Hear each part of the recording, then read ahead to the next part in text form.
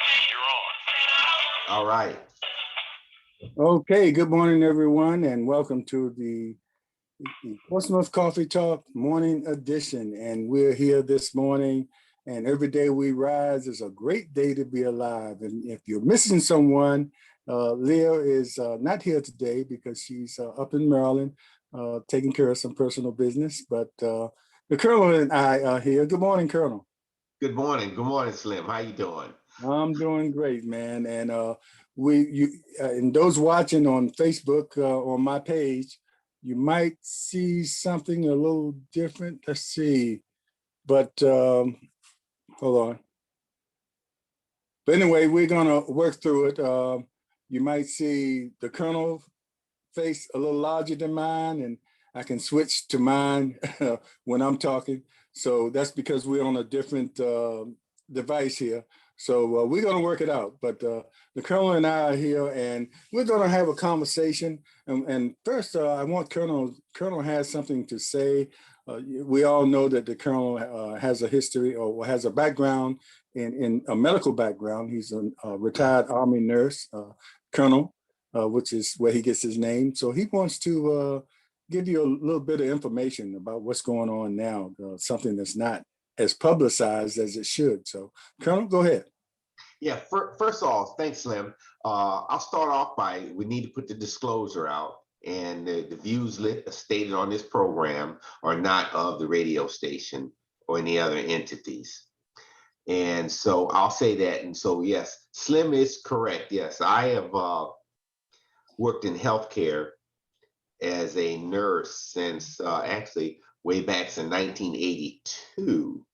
So if you put that together at 18, so that's 40. Ooh, that's a lot of years. And so I am a retired colonel in Army Nurse Corps. And what I'd like to impact on our listeners and also our viewers first is this pandemic is not over. As I increasingly, as I go across and go into the stores, Walmart and Sam's and anywhere out there, you see less and less people wearing their masks. They're just going out there lollygagging and all this. But if you look at the statistics, and the statistics are lagging behind because of the state statistics are lagging behind because the Confederates there aren't putting the data out there like they should, is that yes, the numbers in hospitalizations are creeping up. The numbers of hospitalizations of people requiring to go to be admitted to the ICU are going up across this country. It's better now. We're not losing 5,000 people a day, but we're still losing 2,000 to 3,000 people a day. But it's spread out over the aggregate of this country. So if you don't want to be one of those folks that end up in the ICU or being on a statistic of dying, get your vaccination, get your boosters, and wear your mask. Don't listen to these folks out there thinking that it's okay that the virus is gone. The virus is out there mutating. And I say when we say it's mutating, only about 70% of our population is vaccinated. And then so of that other Delta, they act as a petri dish. So the virus gets in them and it mutates. And that's why you hear on the news, they have these different viruses that are starting to, or variants are coming out because they are mutating or changing, and because of the unvaccinated people out there. And until we'll never get rid of this virus until we get the world vaccinated. That's one of the good things that the Biden administration has pledged so many tens of millions of, actually almost 1 billion people inoculations across the world to get the third world countries inoculated. but there's a problem there because one, because of graft and the distribution, and they don't have enough people to vaccinate all these people. They also are a petri dish, and because of international travel, you can't stop new variants to come in this way. But nobody wants to discuss that kind of thing because the right does not want that to happen because we're all about big business. And so you'll notice that a lot of the state-run vaccination centers have started to close. They want to open up businesses so bad, especially because of the Confederate governors and leadership we have. They don't talk about the deaths of your family members anymore because it's all about big business and getting ready for the 22 elections.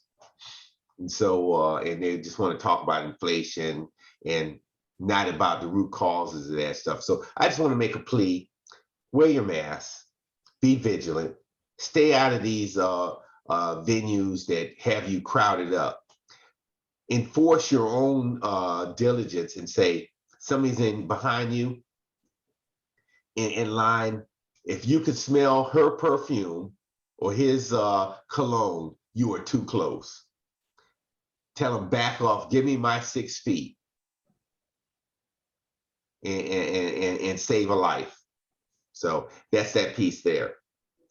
Yeah, thanks, Colonel. That's very important information. And you know, I guess a lot of people see, you know, I go to the grocery store and I see a lot of people still wearing their masks and a lot of people not. And I guess it's the message, just like it was in the very beginning, still kind of confusing because everything is looks like from a national standpoint or medical, in some cases, some medical standpoints, that everything is free and clear, but we're still we're still in jeopardy of catching the virus, or not in the numbers like you said that were before, which is very alarming. But we're still not getting that that kind of, it's not getting that kind of respect it should get still, because it's out there. And in the beginning, and like we said, we were talking off camera, said, well, this is something that's still being studied by the experts. Mm-hmm. And it's something like this is medically takes years to get a handle on what exactly it is. So in the next few years, we're going to have people, medical experts coming back and say, you know, what we thought that was 2 years ago, it's not that way because we've had chance to study. And Mm-hmm. and let me say this one thing. We're getting a message that we can't hear you that well. And it's because of what we had to do to sort of audible this morning to go. Can you turn your volume up a little bit more?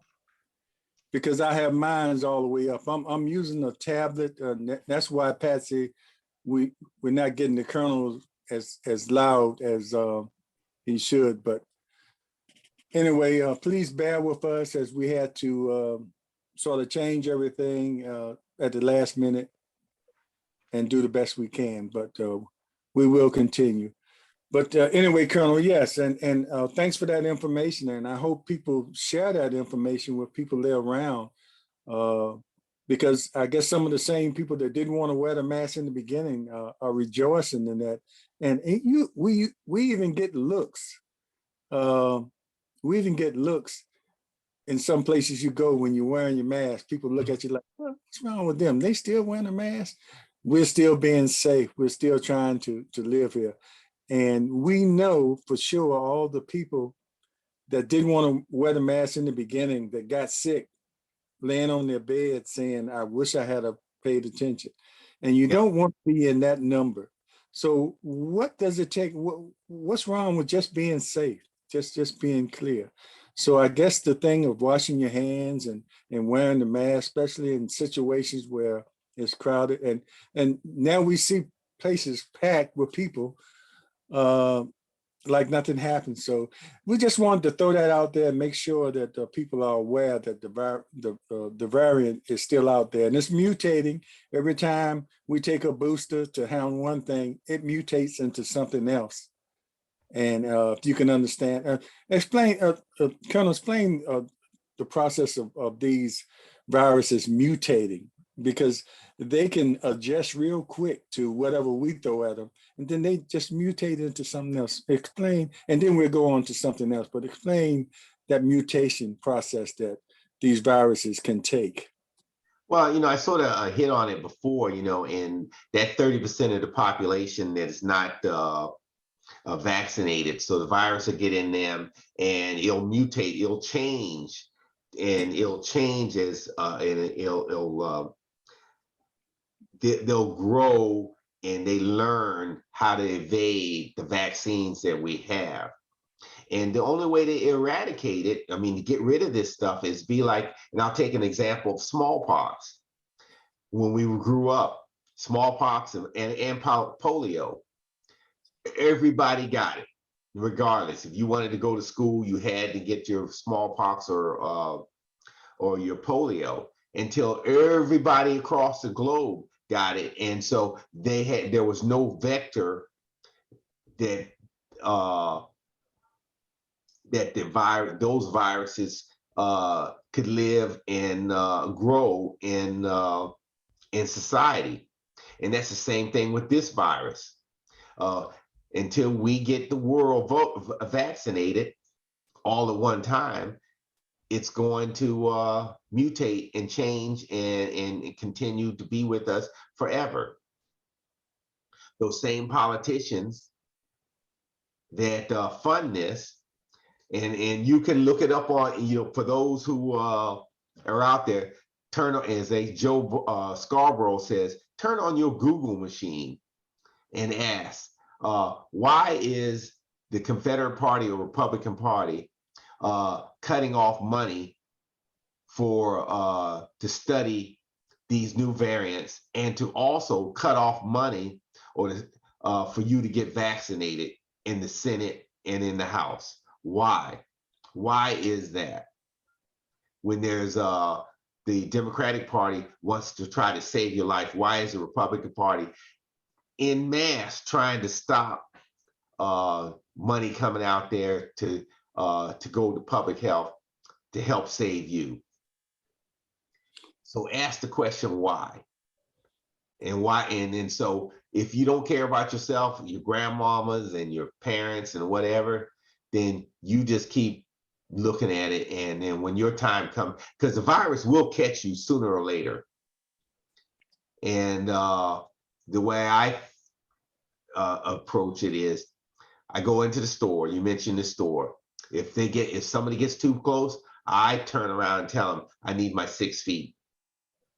If I can smell that perfume, you are too close. And I enforce it, because I am not going to let you kill me out here. Yes. Okay, thank you, Colonel. I appreciate that. And we just wanted to put that out there so people can be aware and govern yourself accordingly. Yes.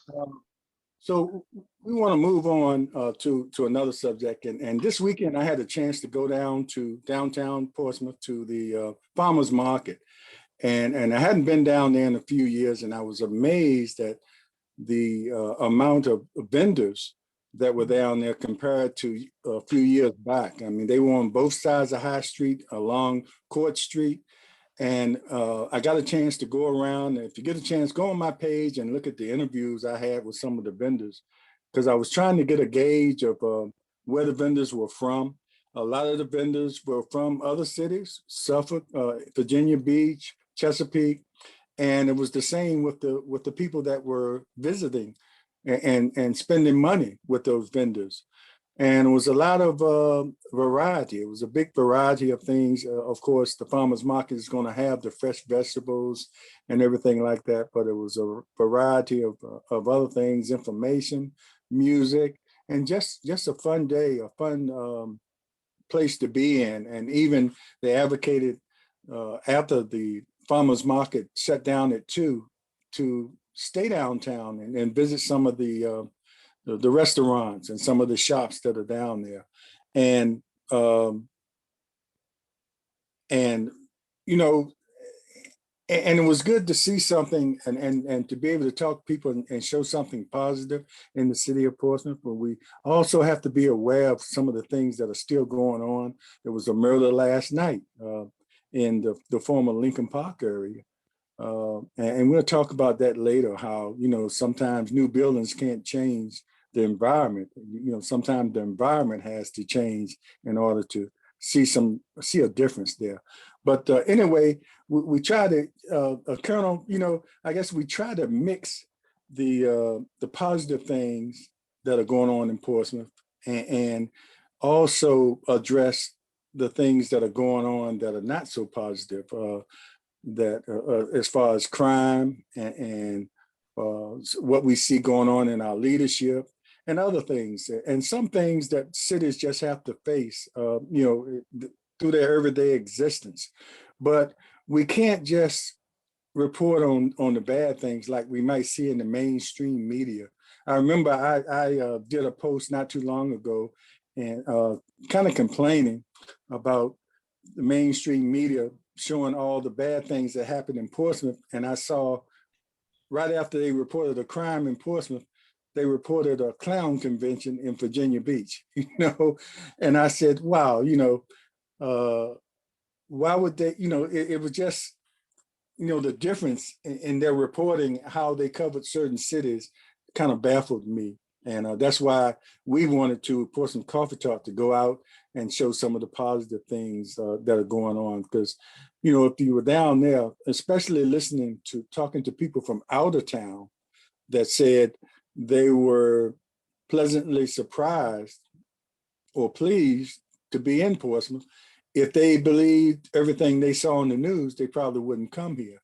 But they were encouraged by other people to come down to downtown. And there's other places other than downtown, but your downtown is your mainstay of every city, and you've seen places like Virginia Beach and Chesapeake who don't have official downtowns try to build a downtown, because it's so important for any city to have a downtown, and that's where everything is based, where everything starts. So that's why we wanted to show the positivity downtown, which spreads out. And then, the history of Portsmouth, it was basically started out just as downtown area before they start annexing all the other areas. But Colonel, the mix of what's good is going on and what's also happening out there in the streets is something that we still should try to share the information out there with people so they can make a conscious decision, uh, about, because we as citizens have to be ambassadors for our own city. And you go on Facebook, it's most of citizens putting down their own city. And some of those citizens I see on Facebook, I don't see them out I didn't see them Saturday out there, and where they could go back and talk about some of the good things. But how do you feel about the balance, that we should be presenting as a city? Every city has the same problems, but there are some things going on that are positive, especially with our young people in our schools. And we very seldom get those messages out. But we also have to be aware and involved with the crime and some of the bad elements that might be going on in the city. Well, you know what, you talk about fair balance and the news cycles, and the news cycle, negative news sell. And so I just gave you earlier in the show, we talked about the public health piece about protecting yourselves, protecting your family against the virus. So saying that, outdoor events, because if somebody is infectious per se, and they're carrying around the virus, if they are outside, that virus is spread out and it comes to where parts per tens of billions, it's like diluted if you're outside. So you have a better chance of not catching it if you're outside. So so that I'll say that piece. So going to outside events are better than you being cooped up in a auditorium or an office or whatever with no mask, and because your employer hasn't changed the filters and gone to a HEPA filter that filters out 95% of the infiltrates in the air. But just being out in the open air is a preventative measure. So, but when you're talking about the difference in positive versus negative, events like you went to the farmers market, that serves as a good PR piece for the city. It the vendors there are there to sell wholesome and nutritious foods that and you cut out the middleman, so it's a little in it. It's cheaper than going down to our local grocery stores, from going to Walmart or Kroger's or whatever, and so you can get it basically fresh off the vine, and it's just can be a social event, and so that is a positive thing. But we also have to talk about the negative things. So we can't wash over the negative things that happen to any city.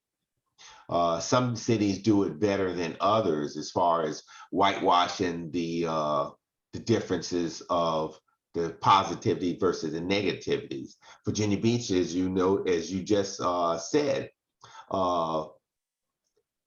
does a very good job of talking about the positivity of Virginia Beach is for lovers, or when they had the shooting, Virginia Beach is strong or whatever. But historically, Virginia Beach has been a negative place to be, especially for people of color. Personally, and this is my opinion, I don't go down to Virginia Beach unless I have to, down, especially down to the waterfront, to spend any money, because I know they don't want to see me down there, or people that look like me. They want my money, but they don't want to see me down there, and I'm not welcome down there just because of the color of my skin. So that's another piece out. That's a whole new piece that we could talk about forever. So so what'd you say? So what do you think about that?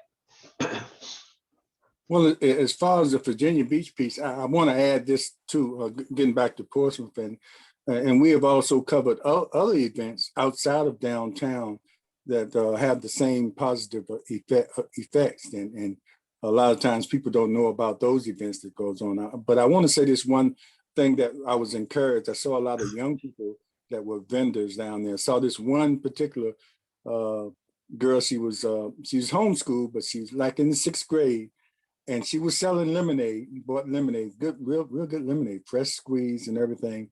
But she said she was selling that to accumulate money for her college. She's already thinking about college at the 6th grade and accumulating her own money, just in case she needs, that extra money, and I'm looking at her thinking, well, you don't have to worry about it because you're going to get a scholarship because you're out here being an entrepreneur in the 6th grade.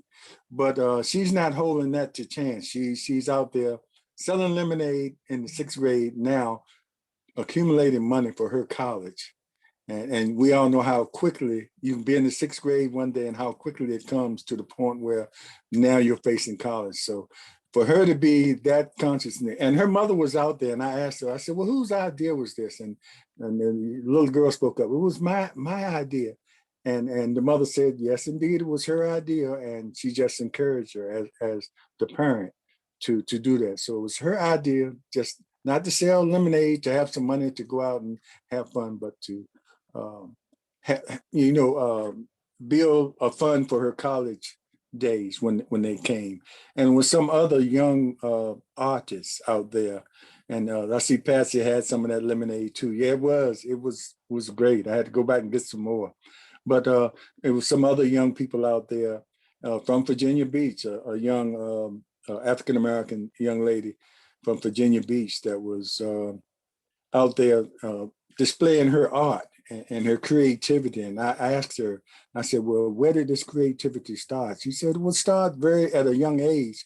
And then she had to decide, because she said society told her that, art is not a real job, and if you art in school, people would joke you and things like that. But she had a passion for what she was doing. And so she was going to make it work make it happen for her.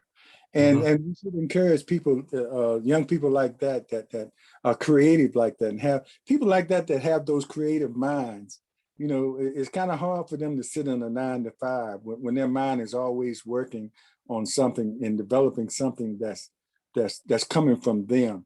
And we need to encourage that. And that was encouraging. So it's not just, it's about what you said, selling the healthy vegetables and everything, but walking out there. That's why I encourage people to go down there if you get a chance on Saturday and walk and stop at some of those vendor tables and talk to some of those people that are out there, especially the young folks that are out there trying to show their creativity.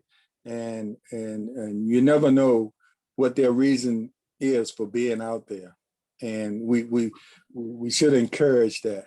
And and most of the time we hear about people that are young people that are out there doing that are going the wrong way. And Colonel, you're right, and we should address that, and we should have programs. And so a lot of things going on to help that cause as well. And we're going to continue to try to show the people that are out there working hard in the neighborhoods, in the communities, trying to make sure they deal with the root of the crime problems that we're having, like the show we had in the past about with our professionals up here talking about the root causes of crime and how we can tackle that. But we just cannot ignore the youngsters and the children or the students that are doing the right thing. And we have to make sure we give them the spotlight as well as the spotlight of the people that are doing the crime.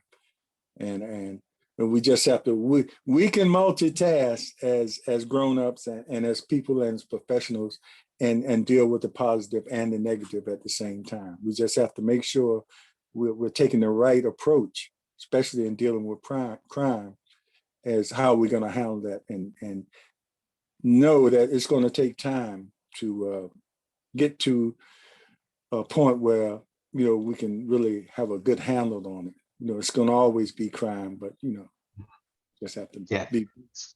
Tell them about the because we're getting ready to transition in another 2 minutes before I. Okay, let's transition, and I want to thank all the listeners on WGPL 1350 AM for listening, and we value you as our radio listeners every Monday morning. And please continue to listen to us and support us every Monday morning at 6:30 a.m. and to 7 with you guys. And for those that are listening on Facebook, stay with us as we continue our conversation on Portsmouth Coffee Talk. Yes. So what I'll say is, and I'll emphasize also for the young entrepreneurs, and they need to continue this kind of entrepreneurship because it's a learning thing and it's a lifelong learning avenue that they're doing. So if you start these small businesses and they can start learning how to make money and also to save money.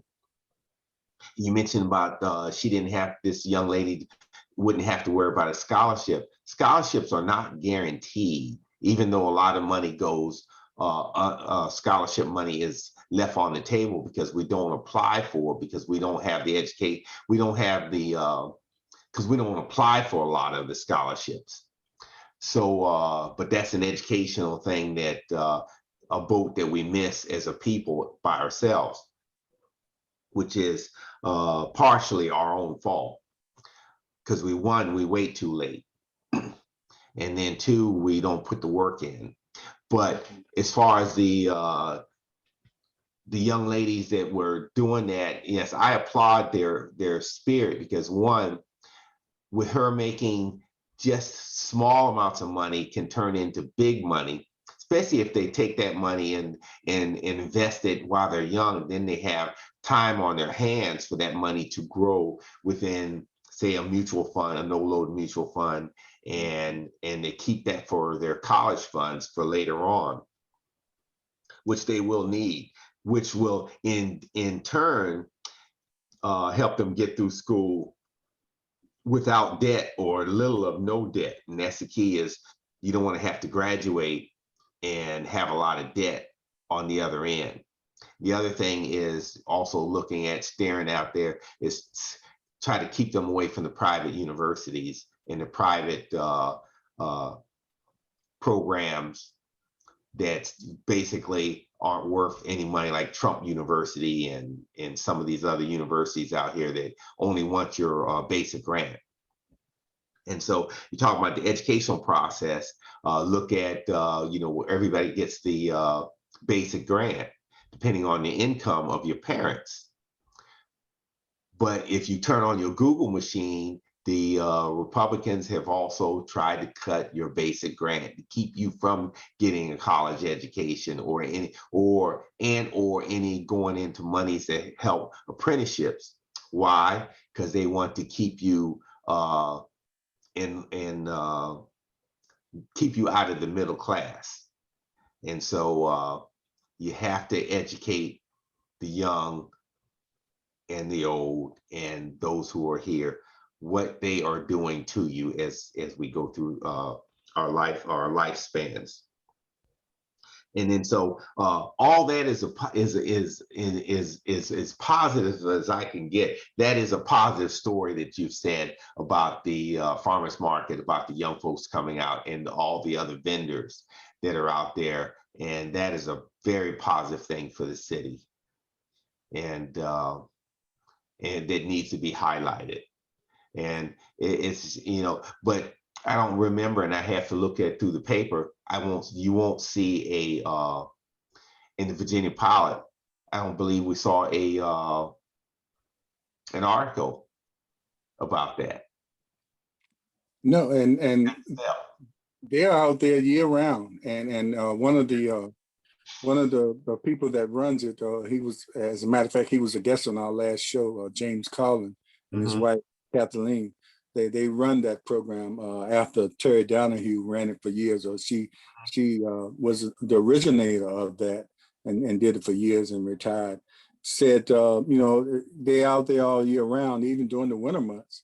And it had a real story from one of our local network shows about it. Most of it's been covered, by us the other day and portion of television. So those kind of things, if they can cover a clown convention, in Virginia Beach, I would think that they could do a show. But I think it was better done by us because it wasn't just little sound bites of what's going on out there. I did quite extensive interviews and I'll probably go out there again next Saturday because I couldn't get to all the vendors. It was so many of them out there, and just talking to people because I wanted to give them time to talk about what they were doing and things like that. But and all the programs that are out here that are I put out a challenge to the people that are on Facebook all the time. It's this particular page I watch, just to know what people are saying that might not necessarily think like I think. I just want to know how they are thinking and what they're saying. Put out a challenge to those people and to get from behind the computer and stop pointing out or complaining about what you see and you're still living in the city, and get from behind the computer and go out there and support these different programs, these different activities that are going on Saturdays. Sometimes you might have to put that golf club down to the next Saturday and go out and support our young folks. That if you go out in Churchland, in the Churchland area, where near the fire station over there, near Churchland Junior Middle School, there's a plethora of activities going on out there every Saturday, kids out there. And, just go out there and support them, take them water, whatever it takes, or just go out there just to see for yourself. And when you're sitting behind that keyboard at home, talk about that as well as some of the other things that you're complaining about, or the people that you're constantly putting down, the same people every week you're mentioning, and all these things are happening around you. You know, so you never know how much. And the statement I made last week or the week before when we were talking about crime, a lot of those people that are always talking about how bad it is and how bad the crime is are never really touched by this crime. You know, because it's a small percentage of people that are committing these crimes. And I'm not trying to make it to Minimize it. smaller than what it is. It is serious. It doesn't take but a few people to wreak havoc on a whole city, and that's what we're seeing. But it's going to take a lot of us in order to come together in order to try to solve this thing or try to help. And you can't help sitting behind your keyboard just complaining all the time and talking about certain people. Well, you know what? Up to, go ahead, Colonel. Yeah, the other piece to that is we are in election season. And if you look for, say, we'll look at the city council, the new, the people that are trying to win seats in the city council, there's a whole plethora of folks out there that have signs out on the wall, on the roads or whatever, which you never hear from them. They're not out there in the public. You don't see them walking out there or knocking on doors. And some of them are out there and underfunded or whatever. And we want to hear from you. If you're one of the secondary candidates that are out there and you want to get your voice known and you want to tell the people, what is your platform? What are you going to do other than the sound bites that I'm going to give economic development that? But tell me about your plan to get this stuff done. We'd like to hear from you. So give us a shout out and call us, and so we can schedule time that you can come in on the show and talk about it. And on the other end of the spectrum, you have like the Battles and the Woodards that are running for re-election. They know what they don't really, in my opinion, have a good record to stand on, but they've fooled the citizens, and we're waiting on their call to come back and talk to them about what they did during their last term of in office, but they're asking for your vote again. And but I think their cell phones or their office phones are broken myself, because we haven't heard from them. They're going to try. Some folks have said, I've been told, that they're hiding from us, Mr. Battle. They don't want to come out and talk about their record and what they're doing to the city, or whatever they're doing. So we welcome you all to come on in and face the public, because I know we don't have truth in lending down at city council, because everything's done especially with the four horsemen, they just do everything behind closed doors and run roughshod over everything else. But for the public out there, listen, turn on your Google machines. Don't just vote for somebody because you're in their church, at the daddy's church. Be involved, educate yourself, and then go down there and pull that lever in a low turnout election, in what we call the midterms, or low turnout election. And for those also out there that are secondary candidates, really consider, what are you doing? Do you have a viable chance to win, and or are you pulling away your faction of votes, your 250 people that you know that are going to vote for you? Are you helping other candidates stay on council or to win because you're diluting the vote? And so what say you? And that's the most positive thing I can say about the upcoming election. Yeah, Colonel, I'm glad you brought up the election because, we here at Coffee Talk are going to try to give each and every candidate an opportunity to come up there and share their platform and answer questions from us. And we're just trying to figure out how to do it since it's that so many.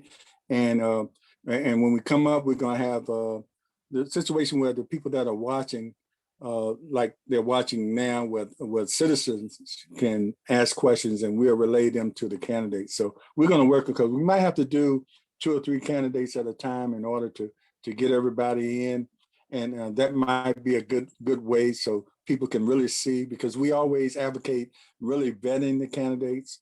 So it won't be, and it's nothing wrong with the forms that they have, and you need to go to those as well. But you don't really get a true sense of the candidate always from those forums. So we're going to try to give you a true sense of the candidates by giving those candidates enough time to answer those sometimes maybe tough questions, and answer those questions that are generally not asked, or because well, anyway, we're going to give them time to really express themselves, and it's really for the citizens, the voters out there. It's really for them, in order for them to be able to vet these candidates properly and know. Now, the ones that are already in office, whether they come on or not, they already have a record that you can check out how they voted on certain issues. Just watch the council meetings, or you can get a copy of, and that would be a lot. But just go back and watch some of the council meetings, just like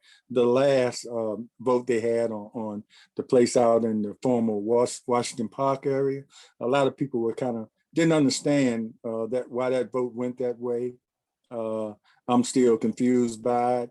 It seemed like a pretty good use of the land, especially some land that's been contaminated and vacant for years. But it's things like that that you get a chance to see how they vote on issues. You might agree or disagree, but candidates that are already there, you can go in there and check that. But the new candidates, that's going to be our concern, making sure that you have ample time to really vet these candidates, and we'll be a part of that vetting process, and make sure, because all the candidates, it's quite a few up there now, and they're on the ballot. And whether even if they drop out, they're still going to be on the ballot now, because they won't take the name off. And so, and a lot of people, I just see Ernest Cassell, hey, cuz, said it didn't make sense at all. And a lot of people were saying that. And some people, a few I've seen, said it made sense but it really didn't. So those are the kind of issues you need to really pay attention to. Sometimes in forums, you get those canned questions that's geared towards that particular form in that neighborhood, and it's important to give things towards your neighborhood, to get your interests um, uh, answered by these candidates. But you need to answer these things that you've already done, or what can you do. I had a candidate that I saw out at the farmers market on Saturday. And one of the questions I asked him, he told me, he introduced himself and told me what his name was, and what he said he wanted to do was pretty basic. And I asked him, I said, well, what can you bring to the table? Because what he said was something that what any candidate would say, and it was pretty broad.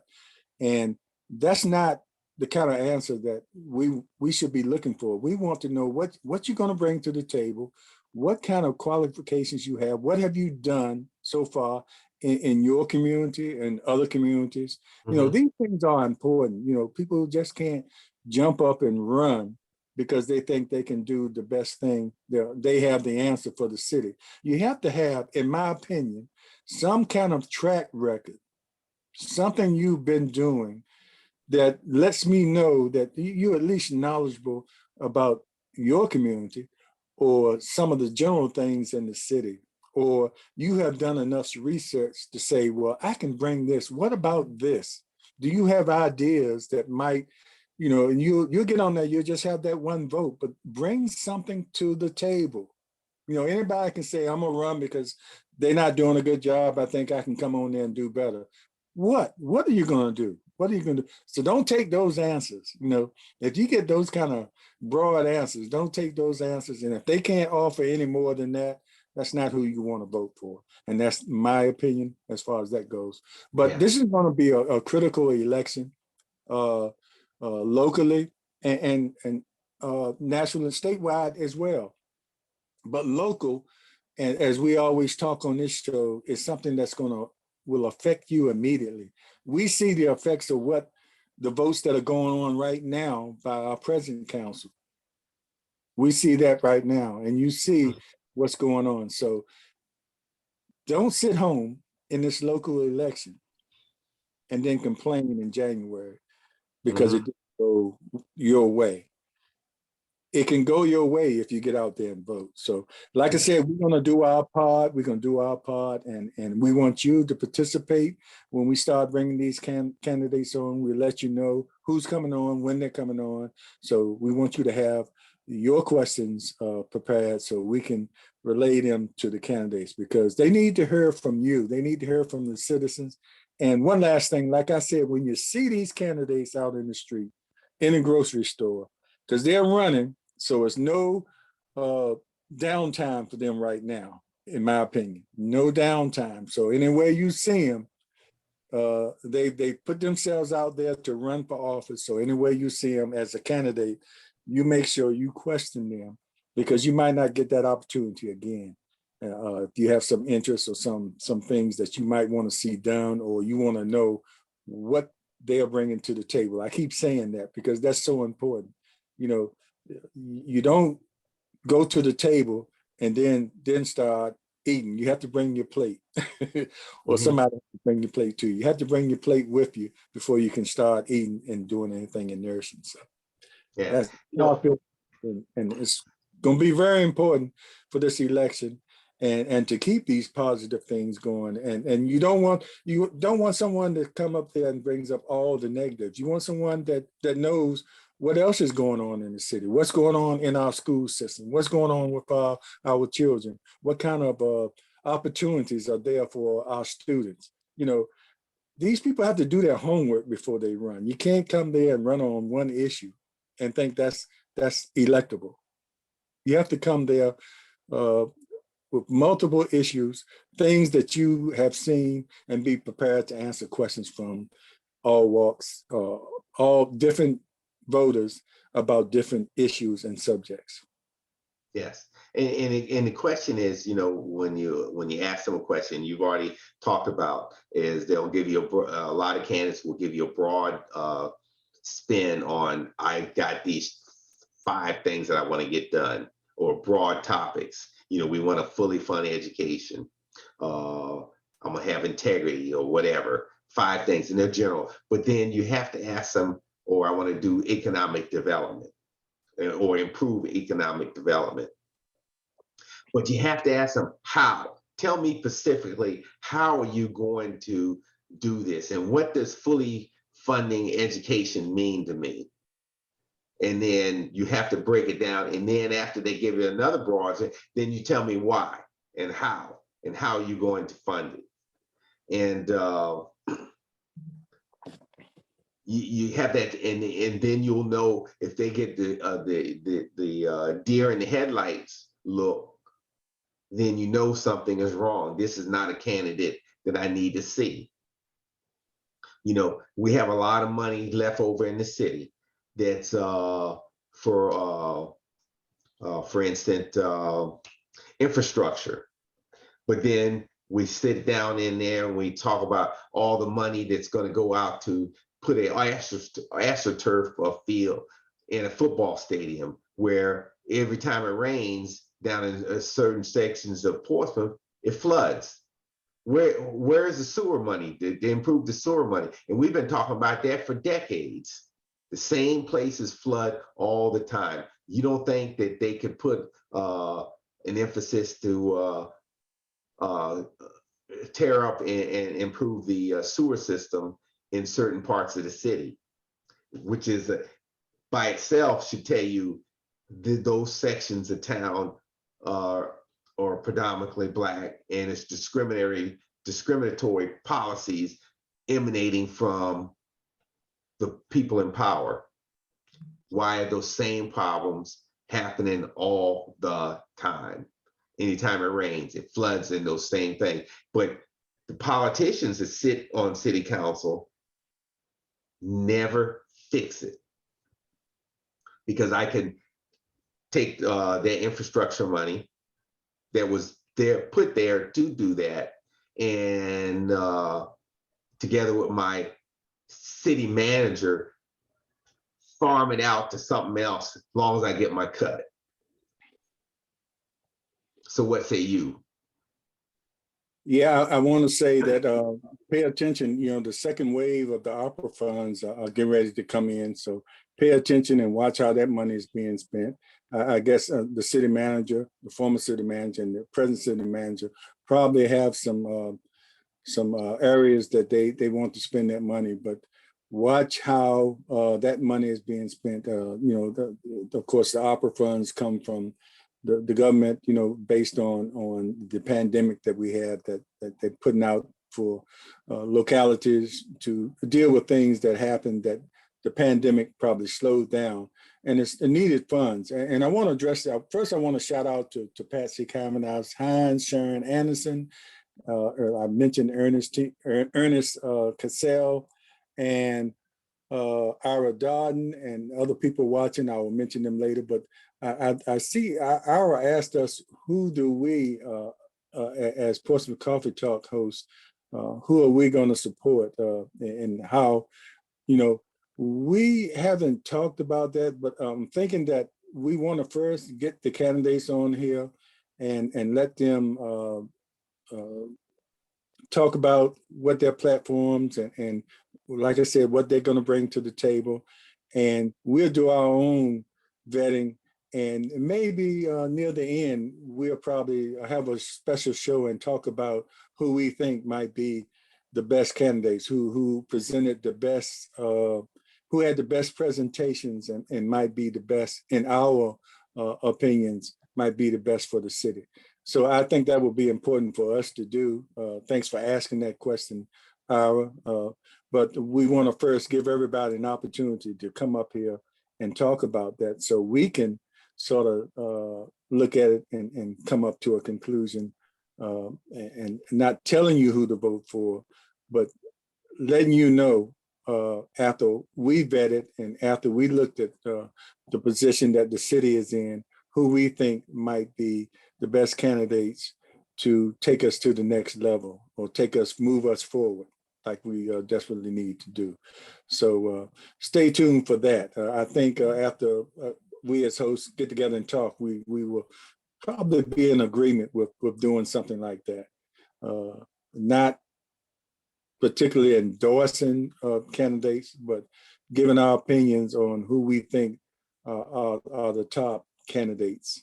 And then it'll be up to you if you agree with our assessments or not. But it will give you something to sort of lay your hat on for the time being. So thanks, You're Ira. so correct. Yes. Yes, you're correct on that. As far as endorsing, I think that the candidates need to be seen and heard. And so if you're a candidate out there, it's time to pick up the phone and call us and see and get some time so you can see the public. Right now, some candidates have smaller factions. And like I said earlier, yes, you may have 250 people in your corner, but if you want to win, you have to expand the population that you're going to hope to get to the ballot box. Some folks out there has their, you know, they know that everybody, as an example, allegedly, everybody in their church will vote for them, even though I don't have a job, but their church members will vote for them. And I'm not going to use that person's name. But you need to come out and give us a call. And we're not endorsing anybody, but we want you to be able to speak your piece and talk about your platform. And we want to get down in the nitty gritty on how you can get things done, because what we see is not working.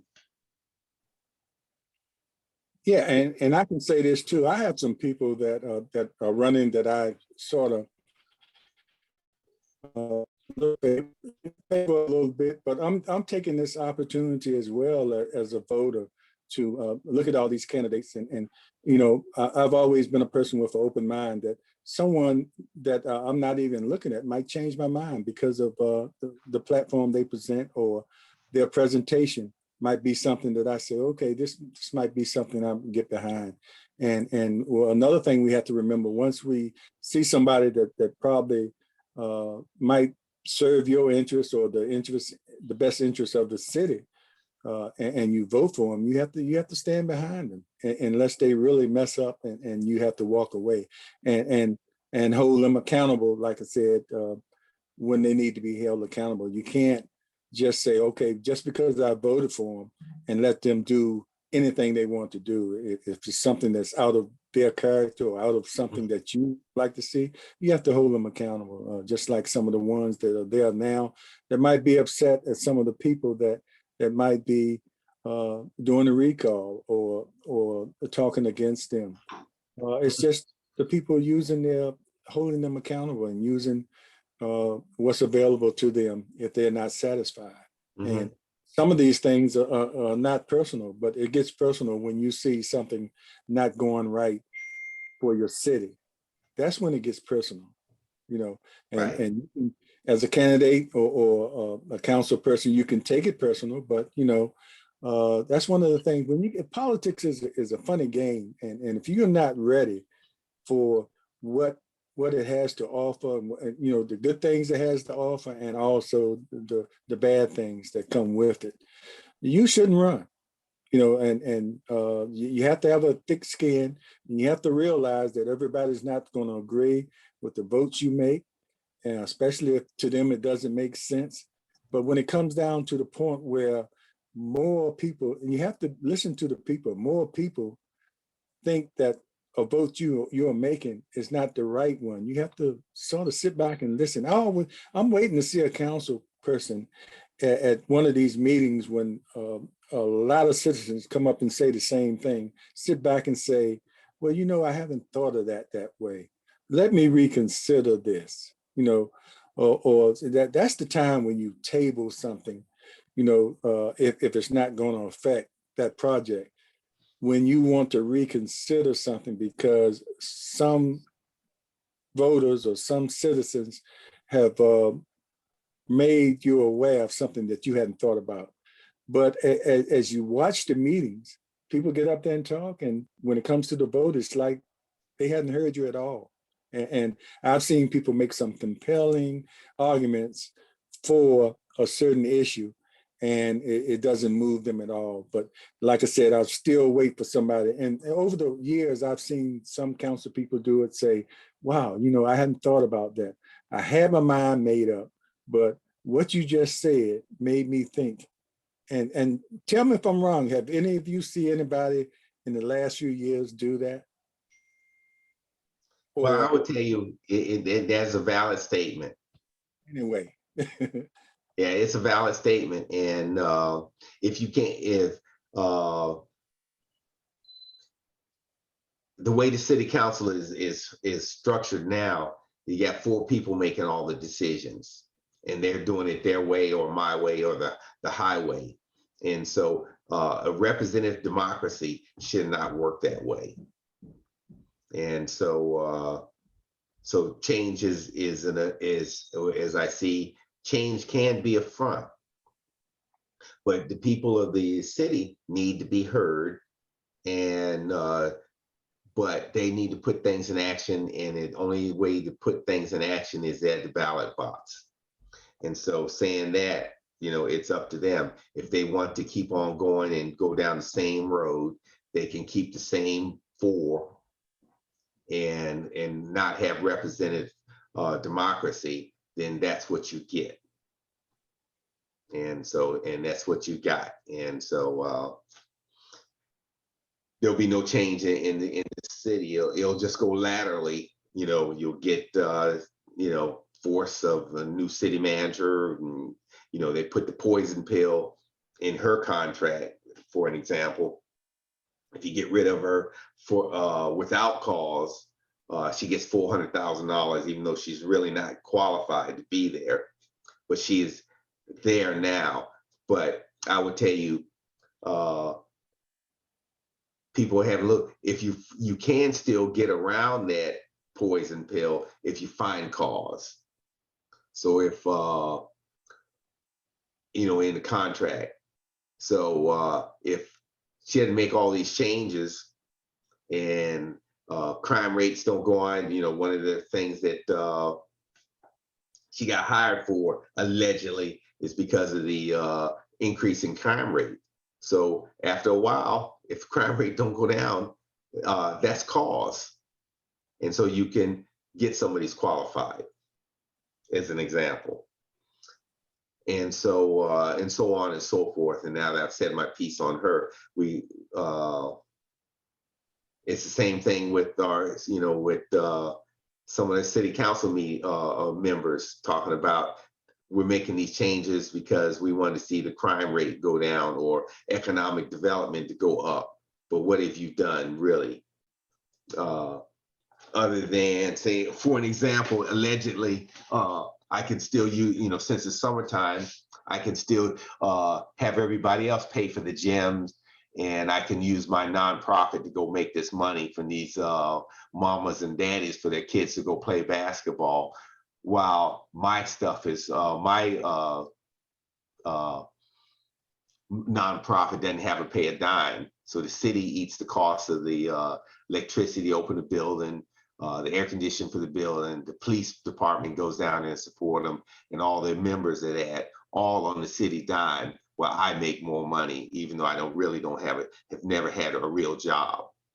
So you can look at your Google machine and see who's that person is now.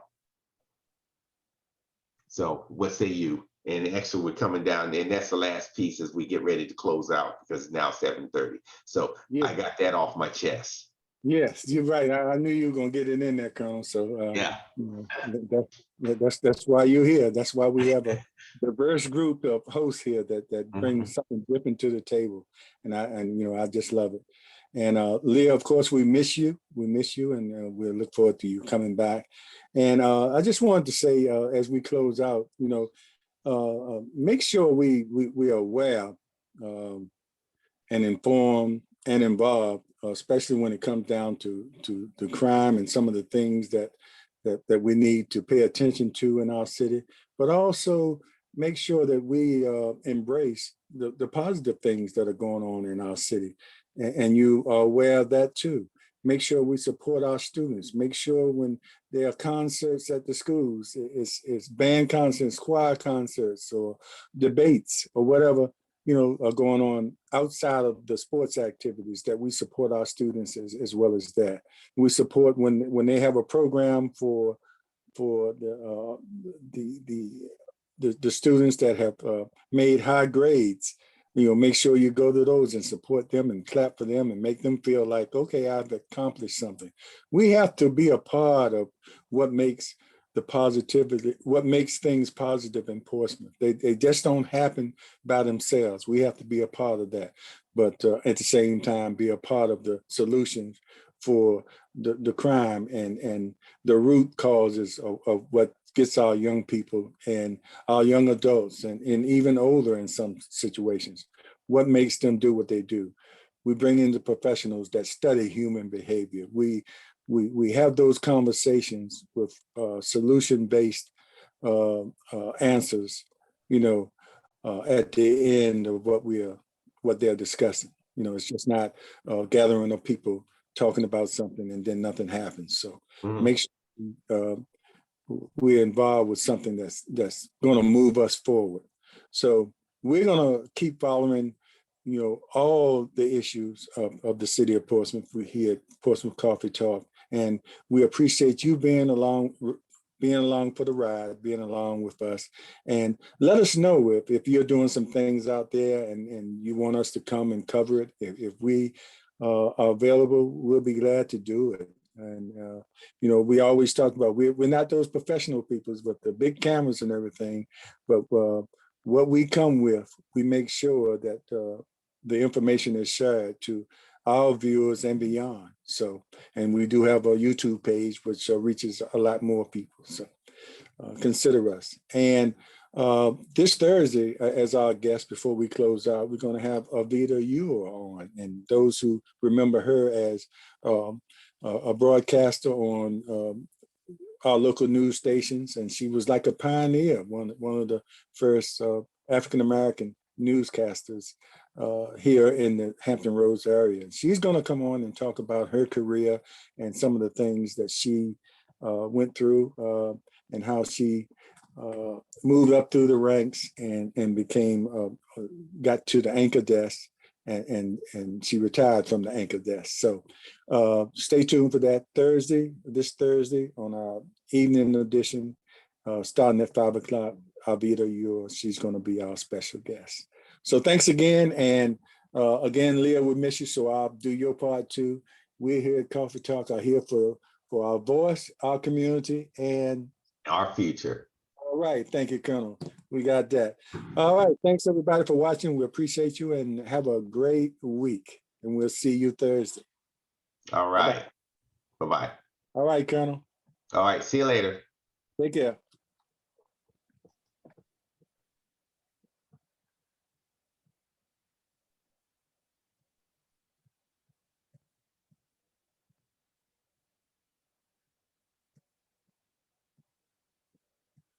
Still recording.